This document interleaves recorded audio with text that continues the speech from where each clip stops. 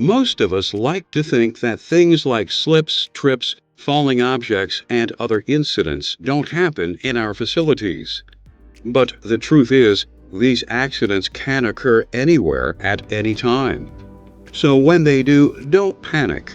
Handle the situation as calmly as you can. And make sure everyone around you is safe or gets the medical attention that they need. But you can't stop there. The only way to help prevent more accidents from occurring is to understand why they happen and what can be done to keep the same type of accident from happening again. That's where accident investigation comes in. This is the process that is used to determine what factors led to an accident, as well as what a facility should change to keep workers safe moving forward. In this program, we'll discuss the different types of workplace accidents that can occur and walk through the steps of an accident investigation. We'll also take a look at several case studies to help you understand how the process works.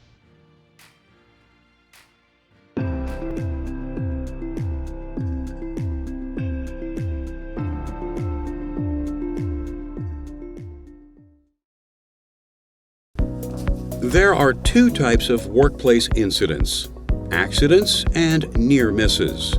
And we first need to discuss what the difference really is. The National Safety Council, NSC, defines an accident as an unplanned, undesired event, not necessarily resulting in injury, but damaging to property and/or interrupting the activity in progress. On the other hand, a near miss is a narrowly avoided accident that could have resulted in an injury or the loss of equipment or materials, but did not. While near misses can warn you about a problem before any real damage happens, you won't always have a near miss to learn from.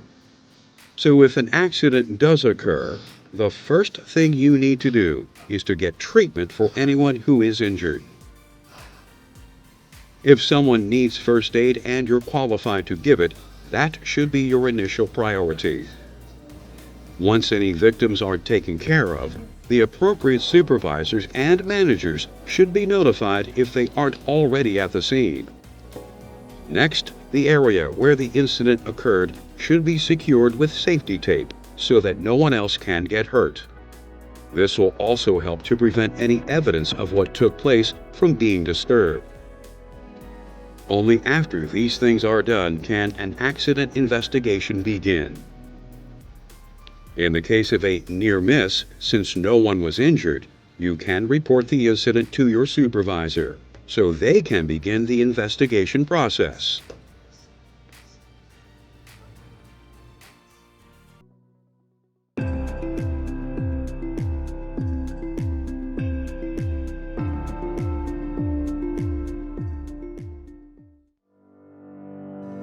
If an accident does occur in your work area, the last thing you want to do is sweep it under the rug. This will only result in similar incidents happening in the future. So whenever you have an accident, there needs to be an accident investigation. This will let you and your coworkers learn from your mistakes, reduce repair costs, help to prevent future accidents, and improve workplace safety overall. But before an investigation team starts to work, they have to create a plan. They'll determine what resources they need, who will be involved, how long it will take, and if any third-party agencies need to be contacted. The next step is to observe the accident scene. The team will look for anything that could have contributed to the incident, such as an uneven surface, wet floor, or an exposed electrical cord. They might even label important items and take photographs of the area. After that, they'll conduct interviews with anyone who was involved with or witnessed the event. This is where you come in. The investigators need as much help as you can give them. Be honest and provide any information that you have. Even if you did not witness the accident, investigators may want to talk with you. especially if you are familiar with the area where the incident occurred or the task being performed at the time of the accident. Remember, the information is being gathered to help determine the exact cause of the accident, not to place blame on anyone. The investigators might ask you, what did you see at the time of the accident? What was the lighting like when the event took place? Were all facility procedures being followed? Was proper supervision being provided? And other questions regarding the circumstances that existed when the incident took place.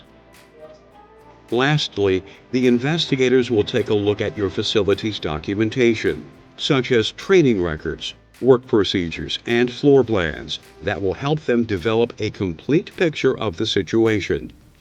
Only after the facility is inspected, interviews are conducted, and documents are read can the team start to determine the cause of the accident.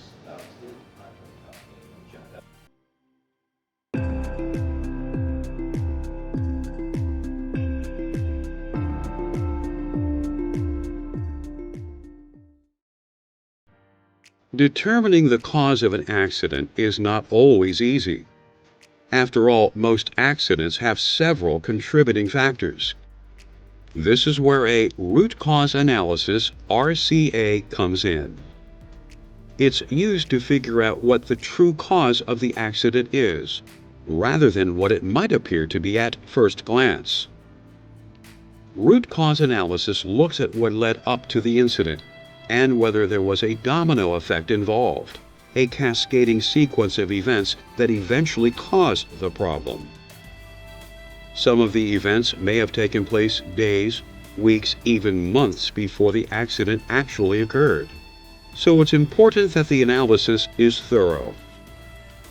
Factors that investigators will look for include things such as faulty or poorly maintained equipment, the absence of appropriate policies and procedures, or the lack of proper training. Once the investigators have listed the factors that they feel could have contributed to the incident, they will look at the underlying cause and effect of each of them. For instance, if a worker didn't follow the standard procedures to safely complete a task, that might have been because they hadn't been trained to do so. To analyze each factor like this, an investigation team might use tools like fishbone charts or scatter plot diagrams. The fishbone chart gets its name from its shape, which resembles a fish skeleton. The problem goes at the head of it, and each rib represents possible causes. Smaller bones branch off from the ribs, listing potential underlying issues. A scatter plot diagram uses a different technique to identify the relationship between potential causes and a resulting problem. Once investigators identify a problem and a potential cause, they'll gather data that will show the strength of the correlation between the two. For instance, let's say investigators think that some shifts' extended hours are the potential cause of many of the workplace accidents in your facility. To test this theory, they would create a chart with the number of accidents on the x-axis and the length of different shifts on the y-axis. Then they would plot points based on how many accidents occurred during each shift length. If a clear pattern such as a line or a curve is shown among the scattered data points, there is a strong connection between the length of shifts and the number of accidents that are occurring. If not, they might need to consider a different cause. You can help with these processes by providing data for the diagrams and charts. So you should offer as much information as you can regarding any accident that you see or are involved in. This includes things such as which workers were there, the location where the accident occurred, and the conditions in the work area. A successful root cause analysis relies on detail, so it will also help you if you are familiar with safety practices that are typically used in the area where the accident occurred, and can let investigators know if they were being followed. Once the investigators have gathered all the data they need, they should be able to determine the root cause of the accident. This could include things like a lack of instruction or supervision, poor planning, not enough space to work safely, damaged equipment, or an employee who is tired or stressed.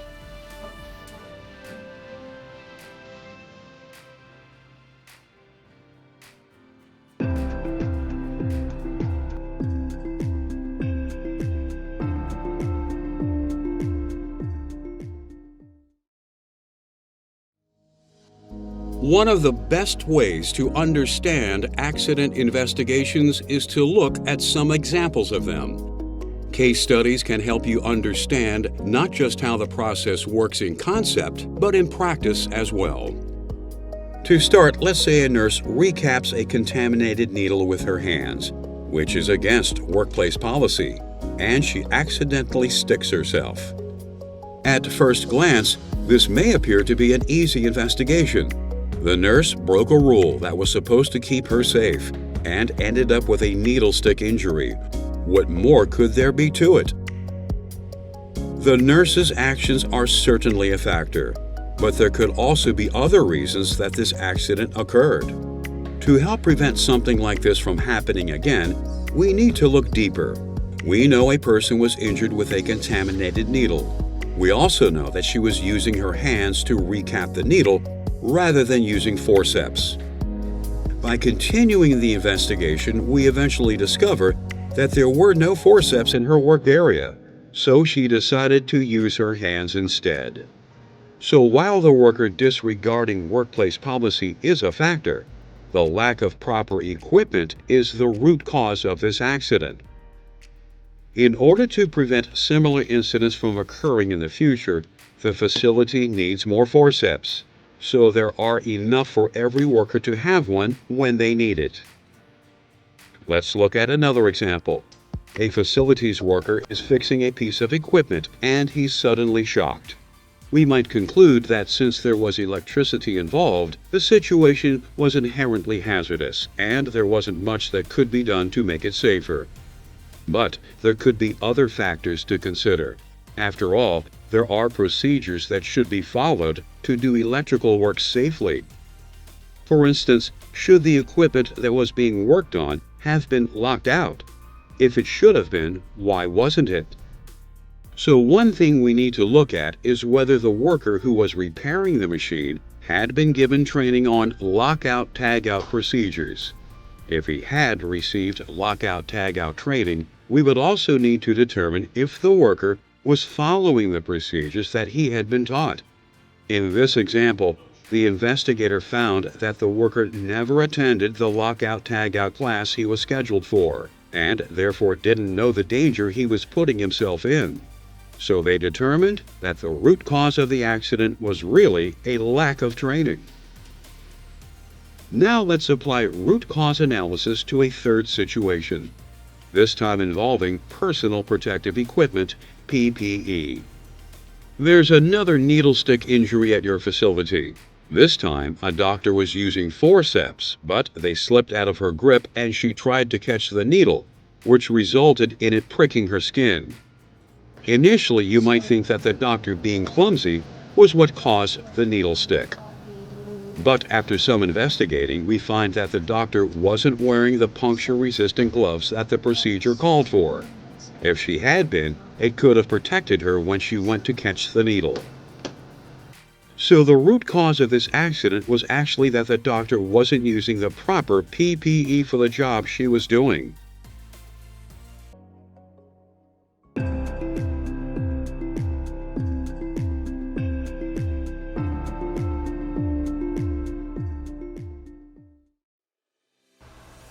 When it comes to accident investigation, there is good news and bad news.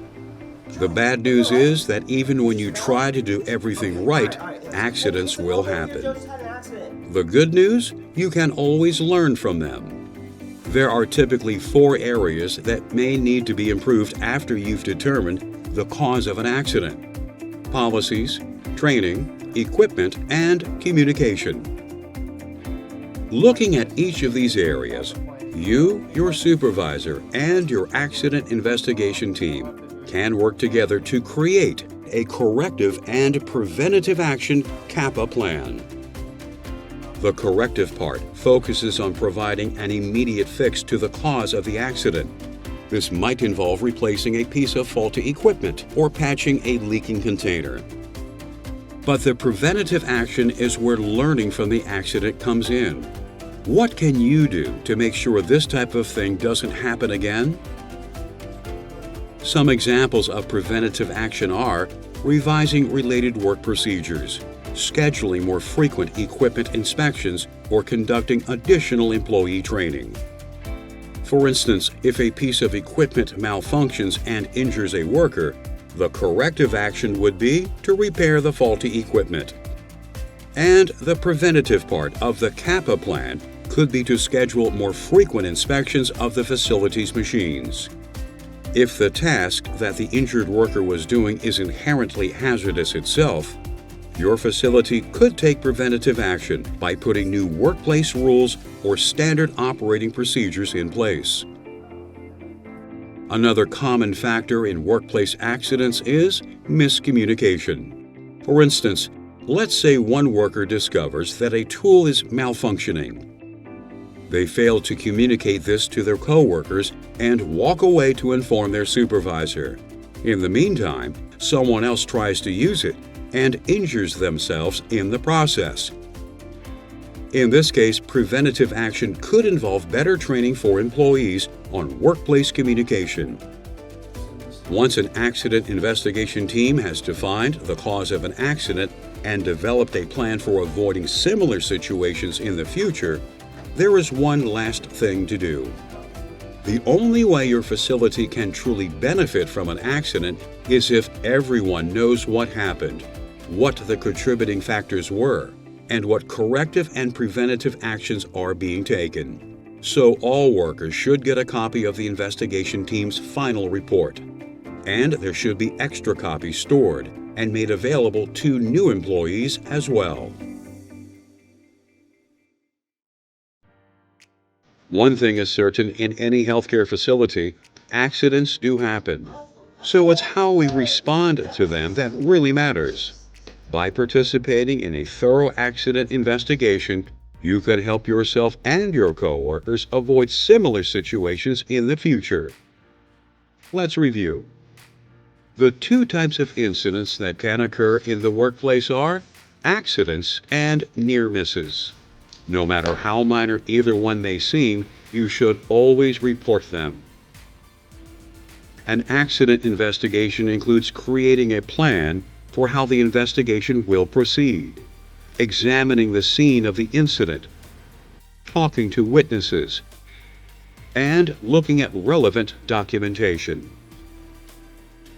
While there can be many factors that contribute to an accident, it's important to determine its root cause so you can take the right preventative action. When there's an accident, the true cause is often not what it initially appears to be. So an accident investigation always needs to dig deeper. After the root cause of an accident is determined, a corrective and preventative action CAPA plan should be designed to help avoid similar problems in the future. Accident prevention begins with accident investigation.